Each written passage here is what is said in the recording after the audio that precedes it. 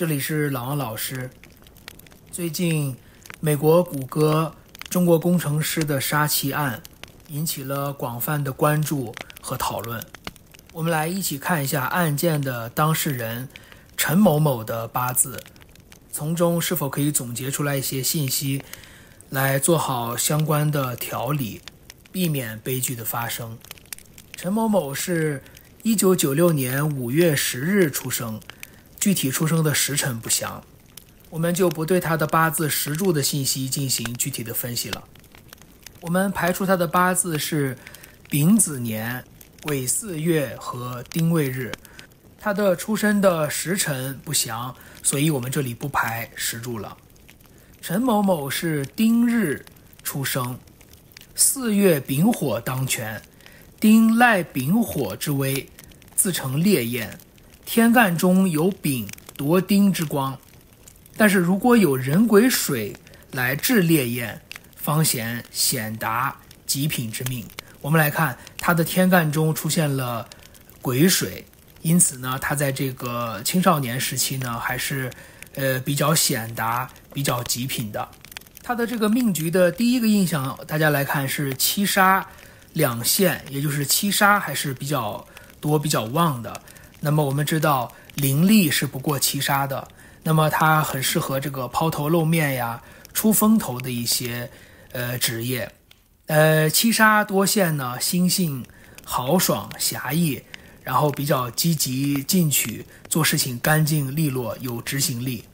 但是也容易流于偏激叛逆、霸道冲动、不管不顾。所以说七杀呢其实是第一凶神。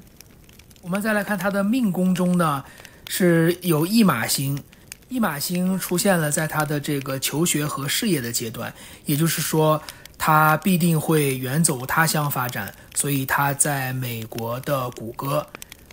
找到了自己的事业。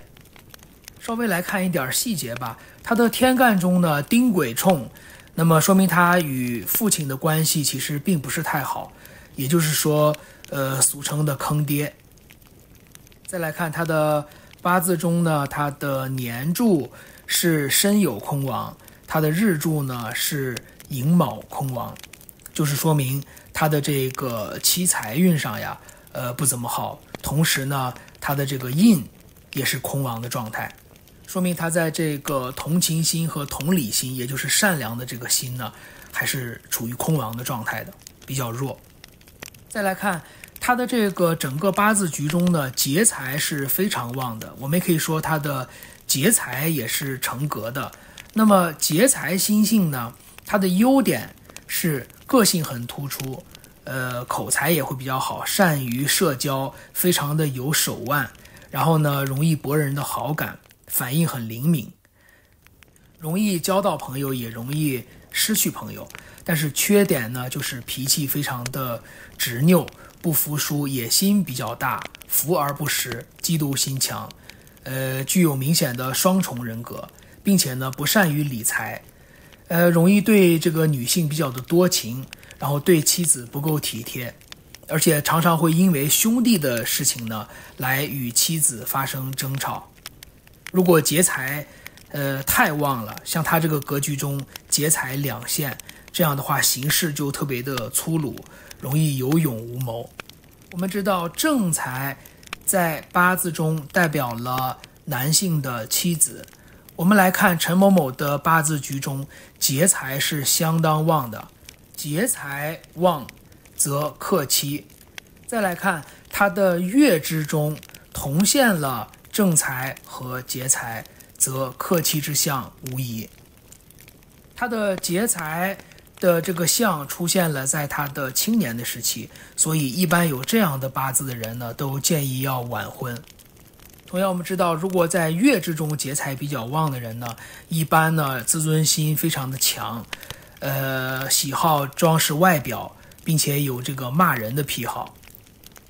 再来看他的命宫中带有阳刃，并且命旺无一，所以他性格刚烈，易于冲动。